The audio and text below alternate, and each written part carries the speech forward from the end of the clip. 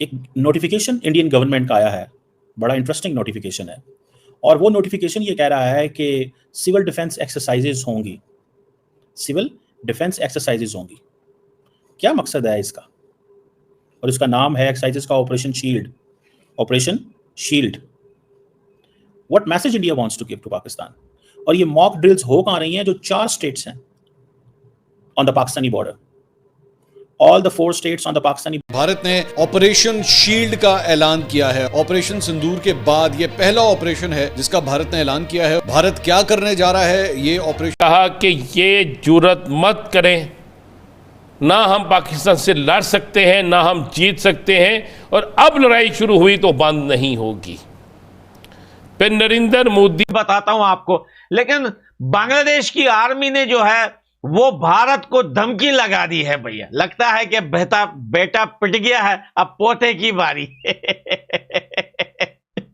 और बांग्लादेश को अच्छी तरीके से पता है कि भारत ने ऑपरेशन सिंदूर के नाम के नीचे पाकिस्तान की कितनी पिटाई कर दी। मेरे को लगता है कि अब बांग्लादेश का भी एक हाथ स्क्रू ढीला हो चुका है, वो टाइट करने का समय आ चुका है। जो इलीगल बांग्लादेशी बॉर्डर क्रॉस जो है करवाए, ये एक इंपॉर्टेंट चीज है, let's not under estimate this thing. क्या मोदी साहब दोबारा पाकिस्तान पे हमले की तैयारियां कर रहे हैं? ये सवाल बनता है इस वक्त आपसे। ये 5 स्टेट्स क्यों, इनको 4 स्टेट्स को चुना गया? ऑपरेशन शील्ड किस चीज की अलामत है? मिनिस्ट्री ऑफ होम अफेयर जो है ये क्यों कर रही है सारा कुछ? आपको याद होगा 7 मई को नेशन वाइड एड्स होते थे उनके सिलसिले में, फिर कितने पाकिस्तानी अपने मेडिकल ट्रीटमेंट के लिए मुफ्त भारत आया करते थे।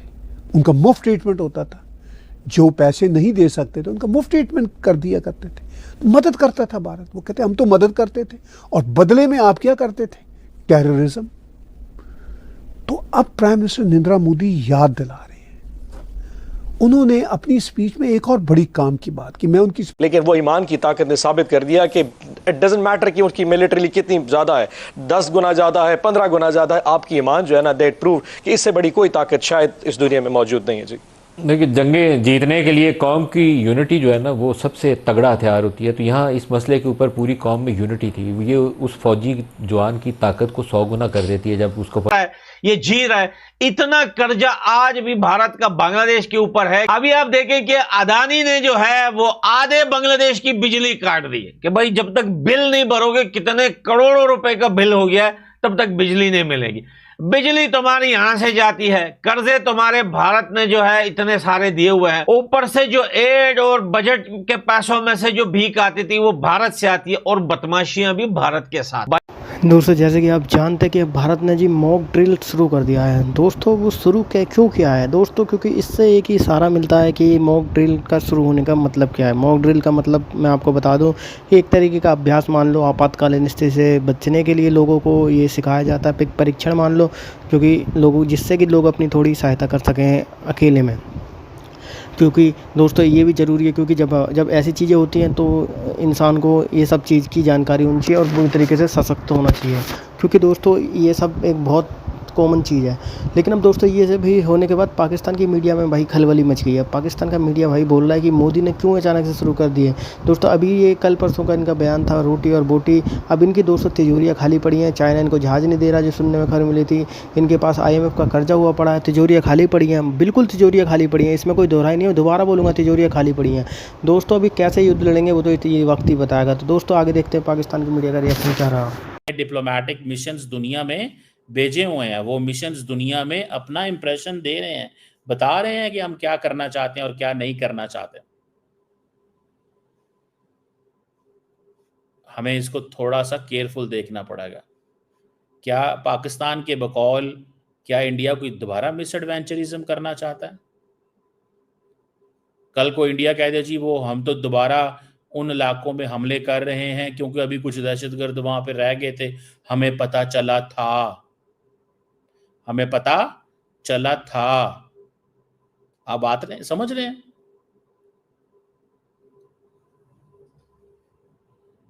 आप इस बात को समझ रहे हैं?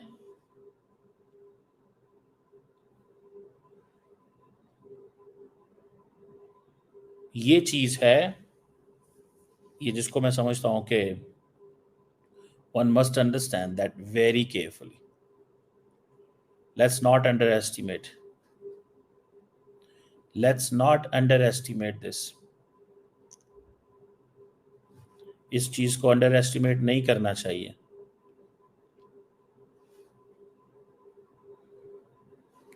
आई विश कि पाकिस्तान थोड़ा अलर्ट रहे।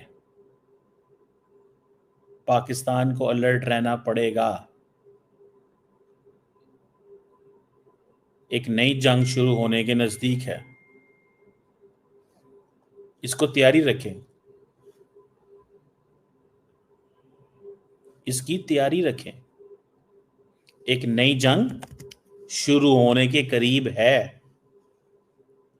मैं इसको बिल्कुल वो जिसे कहते हैं ना नहीं करना चाहता, इग्नोर नहीं करना चाहता।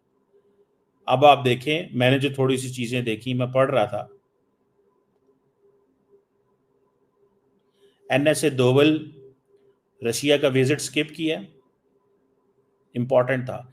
इंडिया के जो एम्बेसडर हैं पाकिस्तान तो चलो वो तो कई बार पिट चुका है, लेकिन शायद बांग्लादेश ये बात भूल रहे कि तुम्हारे जन्म में डॉक्टर जो है वो भारत ही था। तुम्हारा जन्म और तुम्हें निकालते हुए जो है हेल्प डॉक्टर ने ही की थी जो भारत का था। अब अगर तुम हद से ज्यादा ठांगे फैलाओगे, हद से ज्यादा बोलोगे या अपने ही लोगों को एक्सेप्ट नहीं करोगे जो भारत से निकाला जा रहा है, तो भैया मेरे को लगता है कि तुम्हें वापस जो है वो वहां से उठा के कहीं और पे समझ रहे हो ना क्या बोल रहा हूं। तो भाई खुद बांग्लादेश के अंदर भी जो है हालात सही नहीं है। यूनुस के खिलाफ जो है वो आर्मी खड़ी हो चुकी है और देखे सेम टू सेम पाकिस्तान और बांग्लादेश का सेम टू सेम सब कुछ, पॉलिटिक्स वगैरह सब सेम है। जैसे पाकिस्तान में आर्मी का राज है सालों साल से, वैसे ही बांग्लादेश में अब आर्मी का राज स्टार्ट हो गया है। क्योंकि याद है जब से शेख हसीना की सरकार गिरी है, पाकिस्तान की जो सेना है उनके ग्रुप्स, उनके जनरल कर्नल जो है वो बांग्लादेश आ रहे जा रहे, मीटिंगें हो रही है। भैया अब ये सेम टू सेम जो कब्जा इन लोगों ने पाकिस्तान पे जमाया हुआ है ना, फौजी कब्जा, वही अब बांग्लादेश पे हो गया। भाई आसिम मुनीर ने और उसकी कंपनी ने बोल दिया जो है बांग्लादेश की आर्मी को कि तुम लोग पागल हो यार, हुतिये हो, दुनिया हमें मारना चाहती है और तुम जो है कभी किसी को प्राइम मिनिस्टर बना देते हो, कभी किसी को बना देते हो। अरे मारो सबको, निकालो सबको, भगाओ सियासी पार्टियों को, पॉलिटिक्स पार्टियों को, अपना राज जमाओ। भले